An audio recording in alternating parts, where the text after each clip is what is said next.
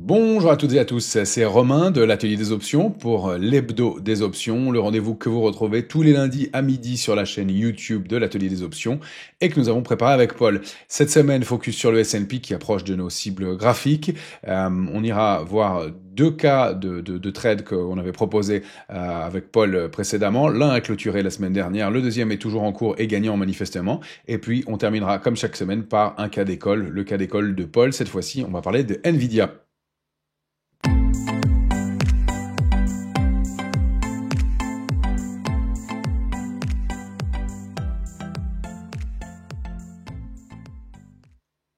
Comme toujours, on va entamer la semaine par le calendrier économique. Côté macro, on va avoir une semaine encore importante, intéressante avec les minutes de la Fed mercredi soir. C'est le compte-rendu de la dernière réunion de la Fed. Donc souvent, les opérateurs détectent des éléments complémentaires. Ça n'a pas toujours d'incidence sur le marché. Mais dans ce contexte de forte volatilité et de forte inquiétude quant à l'évolution de la politique monétaire, ce sera un rendez-vous à surveiller mercredi soir, donc après la clôture à Paris, autour de 20h. Jeudi, on aura l'indice des prix à la consommation à Wall Street, un marqueur d'inflation extrêmement important à surveiller. Et puis on terminera par un autre marqueur d'inflation vendredi, les prix à la production, qui seront les gros rendez-vous macro de la semaine. Mais cette semaine, c'est surtout le retour des publications trimestrielles. Et vendredi, on commencera avec le secteur bancaire comme toujours, donc BlackRock, JP Morgan, Morgan Stanley et Wells Fargo qui publieront à surveiller. Et puis mercredi, ce sera l'entrée en vigueur des tarifs. Alors si ce rendez-vous, en soi, cette date est évidemment importante puisque les tarifs, je rappelle, ne sont pas encore entrés en vigueur, ce sont des annonces qui ont été faites. Ce que ça peut nous indiquer aussi, c'est que d'ici là, il peut y avoir pas mal de phases de négociation, phases d'annonce, donc toujours prudence dans ce contexte. Et puis, pour le programme du jour, on va aller regarder le S&P donc et le VIX, aller voir un peu le comportement du VIX dans ce contexte-là, et puis les cibles graphiques sur le S&P. On avait indiqué des cibles ensemble. On s'en approche très franchement. Et puis le high yield, on va aller refaire un saut dessus. Vous vous souvenez que la semaine dernière, on avait indiqué qu'il y avait des achats de blocs de put sur l'ETF HYG, donc le haut rendement américain, les obligations risquées américaines, sur les valeurs risquées américaines. Manifestement, les warnings et le signe complémentaire de prudence que nous indiquait cet achat de blocs, c'est matérialisé, c'est confirmé. On ira voir la clôture du trade sur l'euro-dollar, de la vidéo du 10 mars qu'on a clôturé avec les signaux de Paul mardi dernier, mardi 1er avril. Et puis, on ira voir notre trade en cours United States Steel, l'achat de Strangle qu'on a proposé la semaine dernière qui, compte tenu de la volatilité, est en cours toujours, mais gagnant. Et puis, cette semaine, le cas de Paul, c'est le bull put spread sur Nvidia. On va voir comment, travailler cette possible excès de marché grâce aux options et voir ce qu'on peut faire avec Nvidia. Donc, c'est parti pour ces éléments-là aujourd'hui. Alors, tout de suite, on va mettre à l'écran le graphique du S&P. En mensuel, la phase de distribution qu'on a largement évoqué ensemble, ce terme que vous avez dû m'entendre répéter largement, se matérialise et se confirme. On est en passe d'ouvrir sur les futurs américains en baisse encore une fois de façon assez nette, puisqu'on a approché ce matin sur les plus bas du S&P je vous vérifie les cours, 4795. Donc, cette zone 4508, 4802 qu'on a largement évoqué, les 50 à 60% de retracement de Fibonacci, je peux vous l'indiquer en noir, ce sera plus lisible. Voilà, peut-être. Voilà, cette zone de 50 à 60% de retracement, 4508, 4802, on a été la tester en futur, donc on va ouvrir largement en baisse avec un nouveau gap baissier sur les indices américains et surtout sous la ligne de tendance haussière qui était active sur le S&P depuis 2020. Donc un niveau crucial, un changement de paradigme possible, un très très mauvais signal cette ouverture en gap aujourd'hui. En tout cas, la zone cible ici va être probablement rallié, puisqu'on l'a effleuré ce matin, mais cette zone 4508, 4802 va être probablement ralliée. Aucun signe évidemment de retournement de tendance. Attention à ce grand contexte de volatilité, pas d'urgence à rentrer dans le marché et à intervenir, sauf signaux justement, et en travaillant sur les options. Si on regarde en hebdomadaire, la semaine a été très lourde pour le S&P qui a plongé la semaine dernière de 9,08%. Évidemment, eh bien, ce phénomène entraîne des éléments importants sur les marchés dérivés. On a eu tout au long de la semaine dernière eh bien, une augmentation de la position ouverte de 165 000 contrats pour porter la position ouverte à 2 258 000 contrats sur le S&P. Ça signifie que eh bien, on a eu de la pression baissière évidemment par définition au cours notamment des deux dernières séances de baisse de jeudi et de vendredi. Reste que bien le ratio de couverture explose dans ce contexte-là. On a un ratio de couverture qui passe à 3,23 selon mon mode de calcul et donc un indicateur d'extrême prudence sur les opérateurs. On s'en doutait, pas d'éléments nouveaux, mais évidemment le fait que bien la pression soit dans le sens du marché et dans le sens vendeur, donc pas de signaux évidemment d'invalidation à court terme. On va jeter un œil sur la volatilité sur le VIX. Je vous indiquais des risques d'accélération sur le VIX. On avait bien cette configuration avec une accumulation en partie haute et le VIX qui était maintenant en zone de vigilance, bien l'alerte a été formée et accélérée la semaine dernière. La cible idéale du mouvement, c'était un peu au-delà de 43.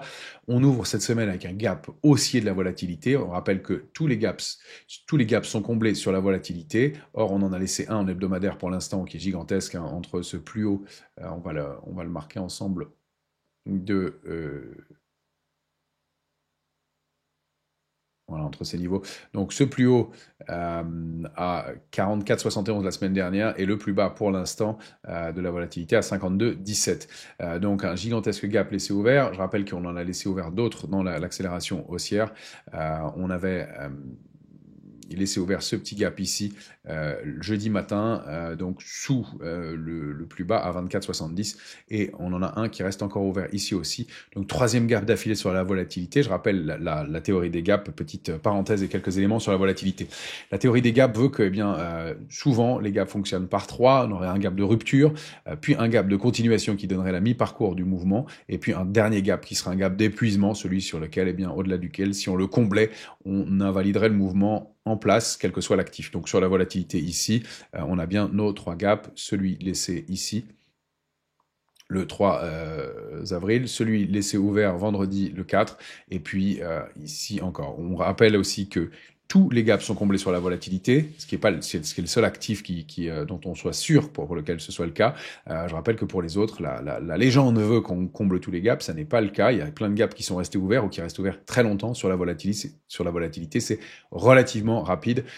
Donc on a ce potentiel de détente des marchés peut-être, mais pour l'instant on est en zone de vigilance max et aucun signe d'invalidation. Le premier signe d'invalidation, ce serait à la rupture, à la clôture du dernier gap que nous avons laissé ouvert aujourd'hui. Autre élément sur la volatilité. La volatilité, contrairement à ce qu'on entend souvent, c'est un actif qui est mesuré en fonction du prix des options et pas l'inverse. Donc ça mesure l'état d'esprit des opérateurs justement par leur comportement et le prix auquel ils sont prêts à payer les options. Premier élément. Deuxième élément, pour utiliser le calcul du prix des options, on utilise souvent un pricer. Ce pricer eh bien, va justement en intégrant la volatilité, qui est le nerf de la guerre et l'élément compliqué à mesurer, bien, va vous permettre de calculer le prix des options. Reste que dans des contextes de marché comme celui exceptionnel que nous vivons actuellement, eh bien, le pricer peut être un outil, malgré quel que soit le modèle utilisé, Black & Scholes, Koch-Roche, Rubinstein, sont des modèles qui sont parfois et souvent dans ces contextes de marché dépassés. C'est-à-dire que, pour faire le vieux combattant, mais ça vous aidera, en 2008, on a traité des prix d'options qui sortaient des modèles classiques en mettant même des volatilités à plus de 100. C'est-à-dire que la volatilité est théoriquement bornée entre 0 et 100. Là, on est dans un contexte où eh bien, il pourrait y avoir des modèles où, quand vous utilisez votre pricer et quand vous essayez d'évaluer vous-même en faisant bouger la volatilité, le prix d'une option, elle ne serait plus valable. Ces modèles de calcul de prix des options sont imparfaits et on arrive dans un contexte où eh bien, ils seraient susceptibles de ne pas être valables. Donc, attention en calculant le prix de vos options à tenir compte de l'effet panique, de l'effet psychologique, du fait que eh bien, ce sont des modèles de calcul théoriques mais qui sont pas toujours valables dans des contextes de marché de panique. Pour être très clair, comment estimer le stress ou le risque dans un contexte où tout le monde est en train de paniquer, eh bien c'est ça, c'est la limite de ces modes de calcul. Voilà la petite parenthèse que je voulais faire avec vous et ce focus sur le VIX. On va aller regarder l'euro-dollar avec, bien, vous vous souvenez, cette stratégie qui avait été proposée par Paul il y a 3 semaines maintenant, un bear call spread. au moment de l'accélération. Donc, bear call spread, je rappelle, une vente de call au-dessus, bloquée au-dessus des cours actuels, bloquée par un achat de call d'un prix d'exercice supérieur pour éviter le risque trop important. Et ce bear call spread, il a été clôturé sur un modèle, c'est pas au feeling, et encore une fois, une précision là-dessus importante. Les modèles que propose Paul sont backtestés par le passé avec dans ces cas-là, un choix de prix d'exercice qui est détaillé en fonction d'un delta avec un choix optimal pour obtenir des pourcentages de réussite importants. On était à plus de 90% dans ce modèle-là, avec un prix d'entrée qui est choisi et aussi une sortie qui est optimisée, encore une fois, sur un modèle systématique. Ça n'est pas de l'évaluation personnelle en se disant, tiens, aujourd'hui, ça a baissé un peu, je suis gagné un peu, donc je vais encaisser. C'est de dire, voilà, mon modèle fonctionne et la sortie optimale se fera dans tel nombre de jours ou sur tel niveau de gain. Et c'est ça, en fait, l'intérêt d'une stratégie systématique, c'est qu'elle elle gomme l'aspect psychologique qui pouvait prévaloir dans d'autres contextes. Voilà, fin de la parenthèse. Je voulais faire un petit saut aussi sur l'ETF HYG que nous avions monitoré ensemble la semaine dernière. On avait détecté cet achat de blocs importants de put, 2 fois 40 000 puts à 74 et 78 de prix d'exercice. Ceux à 78 sont largement gagnants. Ceux à 74, on s'en approche. J'en mets les niveaux pour que vous les ayez sous les yeux. Mais le put 78, c'était ici. Voilà, à peu près. Et à 74, on va le mettre là. Voilà, ici et là. Donc, le premier achat de bloc de 40 000 puts est largement gagnant. Je rappelle que le high yield, ce sont les obligations à haut rendement, les valeurs risquées, qu'on appelait vulgairement aussi les junk bonds aux États-Unis. C'est un warning complémentaire dans les marchés et le plongeon de la semaine dernière de plus de 4%, 4,60% la semaine dernière fait que cette classe d'actifs a été largement dégradée et le pari baissier pour la ligne complémentaire est ici. Donc, ils se sont couverts manifestement jusqu'à 74 ou à partir de 74 selon le sens dans lequel on veut le prendre. Ça signifie que ils anticipent des mouvements de baisse encore plus marqués sur le high yield. Donc prudence, et c'était un bon signe, un bon warning dans ce contexte. Petite parenthèse clôturée sur le high yield, le clôture du trade sur l'euro-dollar, on l'a indiqué, et puis on avait indiqué la semaine dernière sur United States Steel, Paul avait détecté pour notre cas hebdomadaire, cette configuration qui permettait de monter un strangle. Donc un strangle, je rappelle que c'est un achat de call au-dessus des cours actuels, un achat de put en dessous des cours actuels pour profiter d'une hausse de la volatilité. Le contexte indiquait donc une possibilité la semaine dernière d'accélération dans un sens comme dans l'autre, et quand on ne sait pas quel est le sens, mais qu'on sait que la volatilité va être importante, alors évidemment on privilégie la baisse dans ce contexte, mais encore une fois, ça c'est de la réflexion. L'intérêt des modèles backtestés, c'est que on a l'objectivité du modèle, et donc on a acheté un call, on a acheté un put, et compte tenu de la forte volatilité du titre United States Steel qui a perdu 13,37% par rapport à la semaine dernière, l'achat de call a perdu une bonne partie de sa valeur selon le prix d'exercice qu'on a choisi. Et encore une fois, ici, on ne donne pas les prix d'exercice détaillés de la stratégie parce qu'on n'a pas le droit de faire de recommandations d'une part, et qu'ensuite le modèle est réservé à ceux qui suivront la stratégie. Mais en tout cas, l'achat de call en fonction du prix d'exercice qu'on a choisi a perdu la quasi-totalité ou une bonne partie de sa valeur. Mais il peut la retrouver si l'actif remontait. En revanche, sur l'achat de put, la baisse de 13% a fait exploser non seulement la volatilité, mais en plus, par définition, le put, qui, je le rappelle, évolue en sens inverse du titre, et donc a largement monté la semaine dernière. Donc, selon les prix d'exercice choisis pour cette stratégie, on peut prendre des prix d'exercice plus ou moins courts, on va payer plus ou moins de primes dans ces cas-là. Le point mort, je rappelle que c'est le prix de l'achat du call plus le prix de l'achat du put qui sont à amortir, qui viennent en débit, et puis ensuite, l'un compensant l'autre. Si la volatilité se met bien en place, et ça a été le cas, le trade est gagnant. Et voilà une stratégie qui permet sur les options d'anticiper, de travailler un mouvement violent et assez marqué. On va aller jeter un œil du côté d'NVIDIA pour le cas de figure que Paul nous a proposé cette semaine. Il a détecté pour nous, donc pour cette semaine, Paul, dans ses moniteurs, dans son backtest, encore une fois, je rappelle que ce sont des moyens de détecter de façon objective des stratégies qui, par le passé, ont obtenu des configurations positives, des taux de succès positifs grâce, encore une fois, à un backtest en alimentant, en vérifiant par le passé le taux de réussite. Eh bien, sur ce bull put spread sur Nvidia, qui est un bull put spread de long terme, hein, sur 180 jours, donc qui laisse du temps, et c'est l'intérêt dans ce genre de marché. Eh bien, dans le passé, il a obtenu, grâce à ses 37 bull put spread réalisés, 94% de taux de réussite, grâce à des prix d'exercice précis et à un money management précis. Hein. Attention, il ne s'agit pas de dire que le bull put spread sur Nvidia, dans telle configuration, marche systématiquement. Il s'agit de dire que, grâce à ce backtest, dans le passé, on a obtenu ce niveau de réussite. Alors, le bull put spread, je rappelle ce que c'est. C'est la vente d'un put de prix d'exercice déterminé en fonction du modèle et de la stratégie. Vente de put, je rappelle que c'est une stratégie qui vise à une hausse, voire une stagnation du sous-jacent. Et donc, en l'occurrence, d'encaisser, en plus de la valeur temps et du sens du marché, eh bien, la volatilité qui est très tendue, évidemment, sur Nvidia à l'heure actuelle, mais de bloquer, de couvrir sa stratégie par un achat de put plus bas qui va venir en diminution du prix de revient du put en question, donc revient une partie de la stratégie, mais protégée en cas de débordement des bornes. Alors, encore une fois, l'intérêt, je rappelle, des options, c'est que là, on a le graphique d'NVIDIA sous les yeux qui est en train, en préouverture, manifestement de rompre ce niveau de support majeur à 90,35. Hein, on avait parlé de cette zone 106,30, 140,80. Dupliquée vers le bas, elle pourrait renvoyer le titre en direction de 72,30. C'est une cible minimale donnée par la rupture de ces niveaux. 90,35 est un très gros support qui a été systématiquement préservé par Nvidia depuis mai dernier. Et on voit contre lequel le titre avait buté en mars et avril il y a un an de ça. Donc revenir sous ces niveaux-là est évidemment un mauvais signal. Les risques de baisse complémentaires sont importants.